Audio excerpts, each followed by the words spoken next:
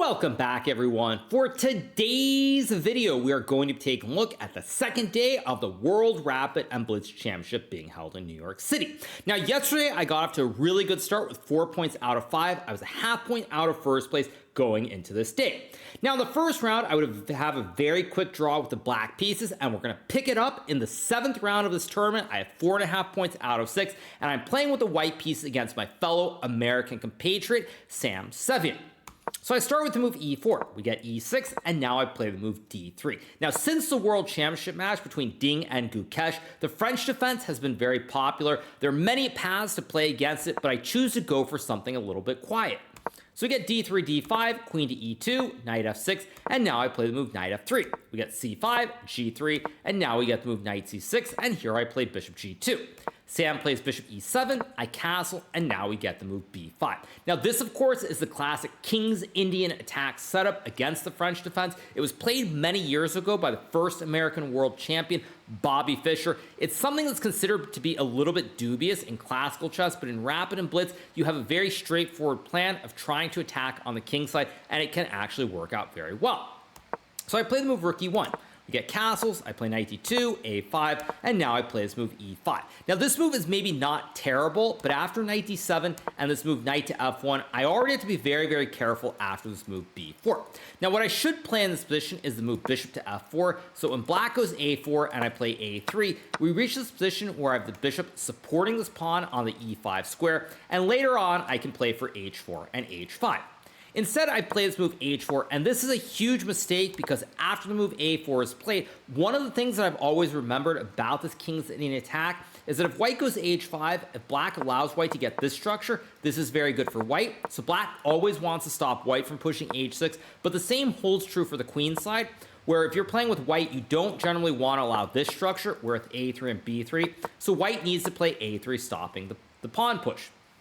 Now, the reason this is so bad is that when I play a3 sort of on feel alone, we get takes, takes. Here, I simply make a huge blunder where black can play the move knight takes e5, sacking the horse because after takes, takes, takes, there's bishop f6 attacking the queen and the rook. Now, here black is simply up a pawn after knight takes e5, and I probably should lose the game. So this is already a big wake-up call because when this happened, Sam plays move bishop a6. I did realize during the game after taking that there was this tactic which he had missed. Sam, however, was unaware of it until after the game when I brought it up. So now I go bishop g5. We get the move rook b8. Here I play queen to d2, and now we get rook e8. I trade, and here I go queen f4. Now my idea is very simple. I want to push the pawn to h6, but also I would like to route this knight from f1 to the g4 square to put a lot of pressure on the f6 and h6 squares as well. We get the move c4. Here I take, we get takes, knight to e3, and now we have knight a5. Here I play the move knight to d4. The idea is that I want to stop black from going knight c6, but also maybe I can look to go knight f5 or sack the knight on e6. Here we get the move rook b6. Now I play the move rook d1, and Sam plays rook c8. Now I go bishop to h3. The idea behind this move is to try and put pressure on the pawn so that black can never push f6. Now we get the move rook e8. Here I go rook e1, we get queen c5, and now I play the move h5. Sam correctly plays move h6, stopping me from pushing forward, and now I play knight g4. We get queen e7, and now I play knight f3. The idea behind this move with knight f3 is that when I go here, black cannot play queen g5. If I were to play bishop g2 and black gets in queen g5, if the queens ever come off the board here, black should be completely fine due to the open b file for the towers, but even moves like knight c6. So we get knight to f3. Sam plays knight c6, and now I play knight d2, knight a5, and here I decide to make a repetition by force, repeating the moves back and forth.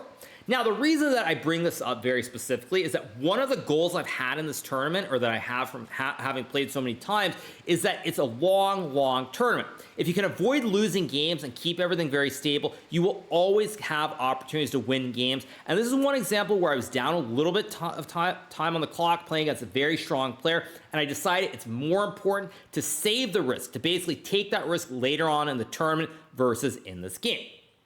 So I make my second draw of the day. This means that I am now on 5 points out of 8. I'm still only 1 point out of first place at this time. And I go into the 8th round with the black piece against Sam Shanklin. Now, this is the second American player in the row that I'm playing against. And here the game starts out with knight f3.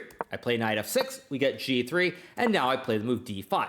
Sam plays the move bishop g2, I play knight bd7, and now he plays the move d4, stopping me from building the classic big black center with the pawns in the middle. So we get d4, I play knight to b6, trying to stop white from playing c4 in this position, and now we get castles. Here I play bishop f5, we get knight to e5, and now I play the move c6, trying to create the connect 3 on the queen side, but also blunt the force of the light square b on g2. So Sam goes f3. After the move f3 is played, now I play this move h6 here, and we get the move e4.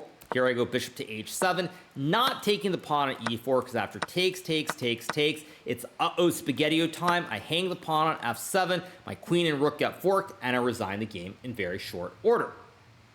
So I play bishop h7.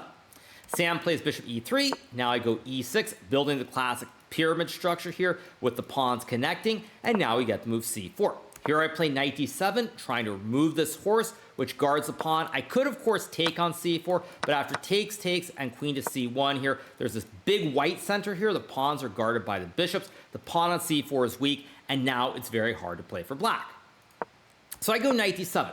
Sam takes on d5, I take. Here he plays knight c3, pressuring the pawn on d5, but also reinforcing the pawn on e4. Here I go bishop b4, and now we get to move rook c1, and now I castle my king. Now at this point, it's a very stable position here, fairly balanced, I would say. I actually slightly prefer it from the black side because the bishop always spies the pawn. My other bishop spies the knight. My knights also are jumping in the center here, so it's much more on white to come up with a plan, and when you play rapid chess, when your opponent has to find the plans, that's always a good thing.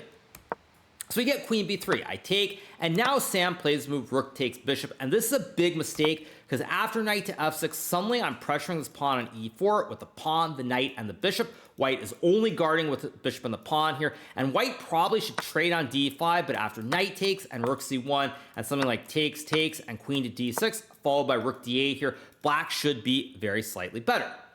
Instead, Sam plays move queen c2, probably figuring logical move, guarding his pawn on e4 with the bishop, the pawn, and the queen. After queen c2 is played, this is a blunder because after takes in this position, now I have the crushing move knight to d5, forking the rook and the bishop. White cannot capture the knight because then you lose the queen due to this pin, and at this point, white is just lost. Now Sam plays queen d3, sacking the rook. If he were to move his rook away to say b3 after chop, now I have queen takes pawn, attacking the rook and the knight at the same time, and white is going to lose a lot of material after knight c4 and b5 here. Knight, rook, everything is loose here, and the game will end very shortly. So Sam goes queen d3, I take the rook, he takes back, and now I go rook c8, and at this point I'm up a rook for a bishop, and it's simply a matter of technique to try and win the game. So we get bishop d2. I play knight d7, trying to force a trade of d's knights. We get knight c4, and this move is a blunder. Honestly, it's already close to loss, but this move ends it immediately, because now I have knight c5, forking the queen and the pawn. White cannot take the knight here, because then you lose the queen. And after queen e2, knight takes e4, takes. Now when white captures the bishop on e4, I take the knight, and I have a rook and a pawn for the bishop, and this is basic technique. So we get knight e5. Now I play the move f6, Sam goes knight g4, I play bishop f5, knight e3, bishop g6, queen g4, and after move queen to e8, the dust has settled where I have a rook and a pawn for the knight here on e3, rook and a pawn for the knight, and this is simply basic here. Sam plays rook e1, I go king h7, get c4, I play queen f7, trying to dodge any threats on the e file. We get a4, b6, a5, and now I play the move bishop d3.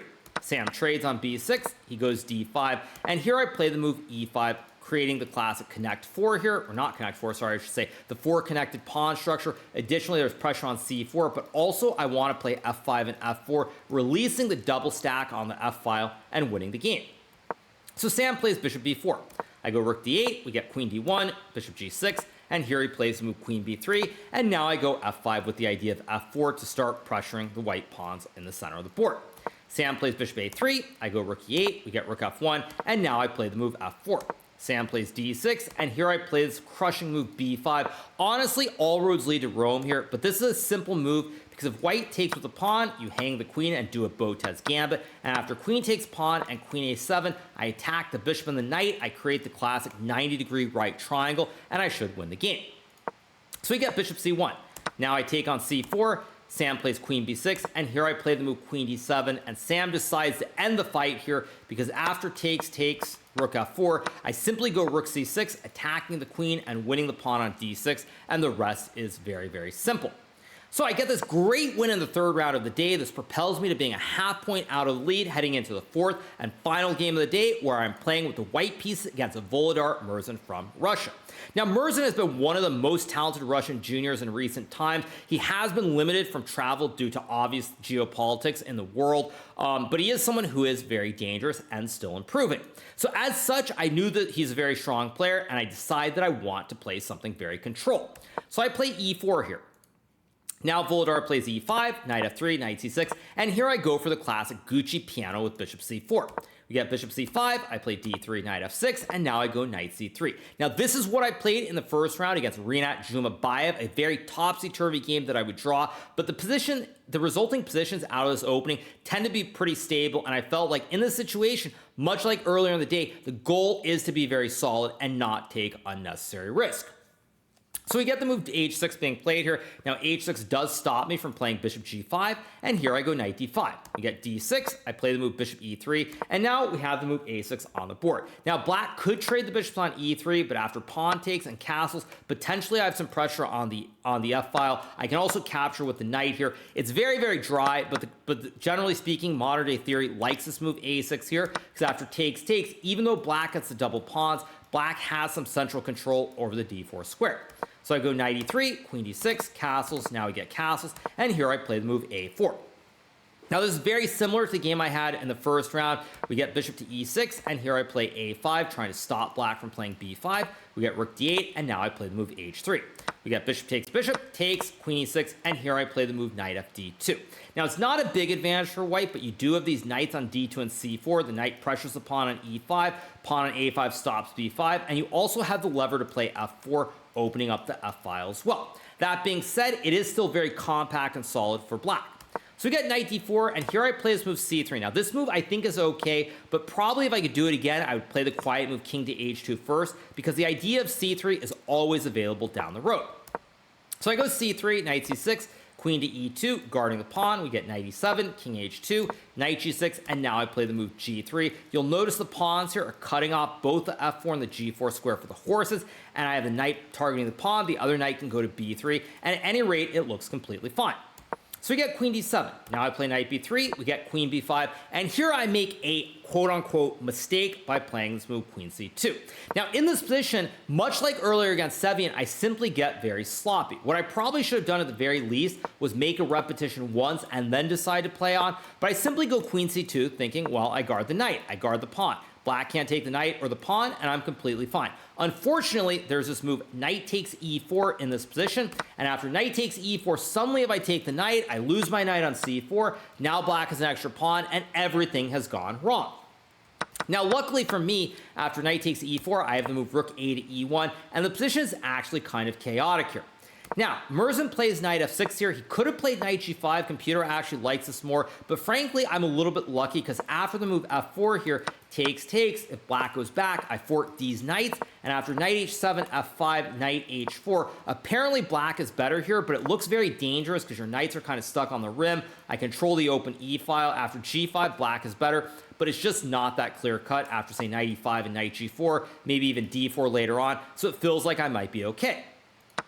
So after rook e1, Murzin goes knight f6, I take on e5, and now after takes b6, material is balanced again, and I breathe a bit of a sigh of relief because now I know that I should never be in any danger, and on top of that, I'm up 6 minutes on the clock.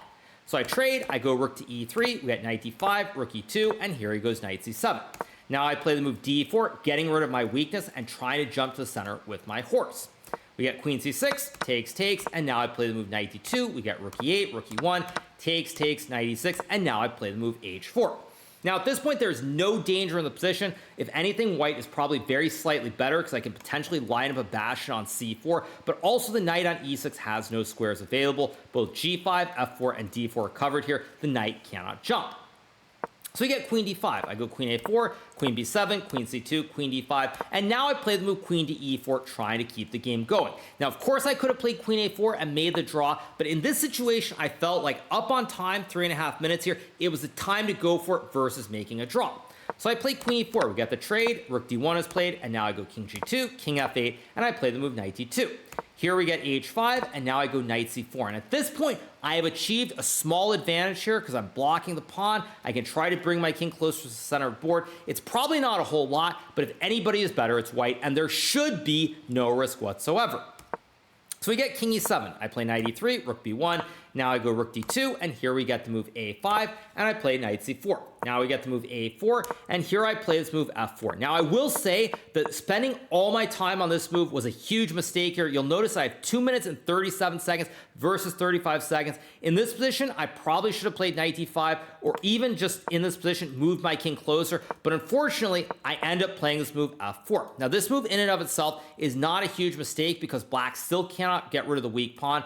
But the big issue is that I've wasted all this time, and now I have to come up with a plan or just make the draw. So we get g6, I go knight e5, and now king e8 is played, and here I go king f3, and now we get this move a3. Now this is a terrible, terrible lapse by me, because if I play king f3 here, for example, black still cannot get rid of the weakness, and I'm always threatening to play knight b6 down the road. But I go knight e5, we get king e8, king f3, a3, takes rook b3, and now I play this move rook to a2. Now this move is still probably okay, but after this move, there are some chances for this game to become very double-edged, because takes, king f2, and c4 is played, and now after a4, I have a passed a pawn here, but black has a passed c pawn, and there are chances for this to spin out of control. So we get knight c5, I play a5. Now here Merzen plays the move f6, and this is an excellent move here, because if black were to check, and I go king g2, and rook takes g3, after king h2, I'm pushing my p up the board, and black will probably not be able to stop it. But after f6 is played, now if I take on g6, there's knight to e4, king to g2, and now black can take on g3 with check. Apparently after king h2, takes a6, rook g8, a7, king d7, and queen. I'm still okay here, but honestly, if anything, it looks like black should be better with this passed c pawn. So instead I go knight f3, this move still is probably okay, we get knight a6, and now I play this horrible move king to e2. Now my first instinct here was to play this move f5, and after takes knight d4, I saw rook d3, knight takes f5 and c3, and I thought that maybe I'm in a little bit of trouble here with this passed c pawn going up the board, but I should have trusted my instinct and played it, because after I go king to e2 and we get king d7, now black's king is getting close to this a pawn, the knight can start jumping back in the game, and I have these weaknesses on the third rank. So I play rook b2, we get rook a3, now I play rook b6, and here Merzen plays rook a2 check. Now at this point, I do have to be very careful, because if I go king e1, after c3, suddenly this pawn is going up the board, there's also knight c5 and knight d3, and now if I'm not careful, I'll probably lose the game. So I go king d1, we get knight c5, and now I inexplicably play this move rook to b4.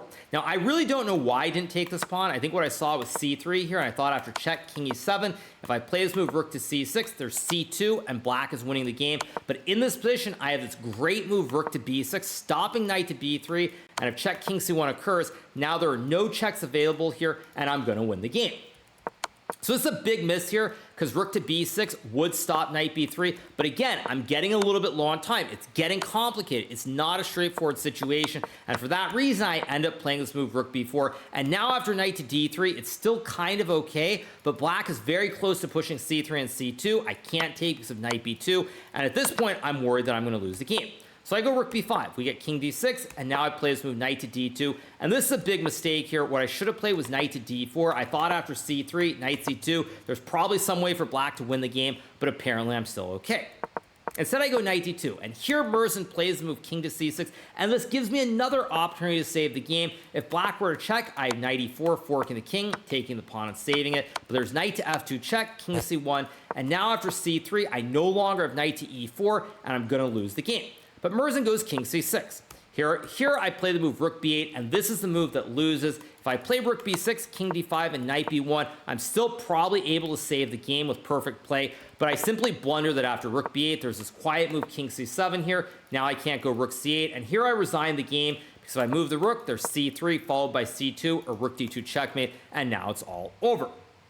So it's a very, very disappointing game to lose from the standpoint that I felt like I controlled the risk in most games. I didn't go crazy, but in this one, I let my time get too low. And one thing that I would say is that generally when I do stream, this game is very reminiscent of a lot of Title Tuesday games that I've played, where if I get low on time, my brain simply stops working. I start moving instantly, even with the 10-second increment, and I just can't keep it together. And that's happened in many Title Tuesdays, and it's very frustrating. And so for me, the thing more than the actual result that I'm upset with is that when I have the 2-minute advantage on the clock, I let the game spin out of control. I use up that time advantage, and I did not find something conclusive. And ultimately, I pay a very, very high price as I lose this game.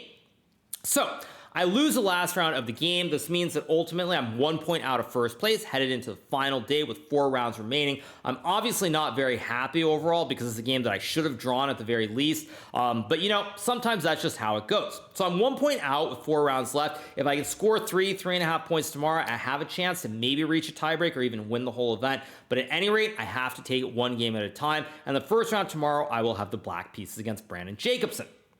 So I'm 1 point out of first place at the end of day 2. Obviously, it's not where I want to be, but nonetheless, there are still some chances. I'm really looking forward to my opportunities. Now, of course, this video would not be complete if I do not mention that there was also massive drama today featuring Magnus Carlsen, the 5-time world champion who withdrew or was disqualified from the event, depending on how you want to look at it. And he is not playing the remainder of the Rapid or even the Blitz tournament.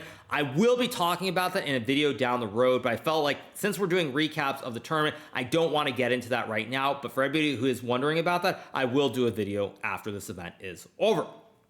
So on that note, I hope you guys have enjoyed this recap from the second day of the World Rapid and Blitz Chess Championship being held here in New York City. If you're not already subscribed to the channel, make sure that you smash that subscribe button below, and we'll be back with some more great recaps in the coming days. Hopefully, fingers crossed, but that's what it is. So, hope you guys enjoyed it. Have a great rest of your evening, and I'll see you very soon.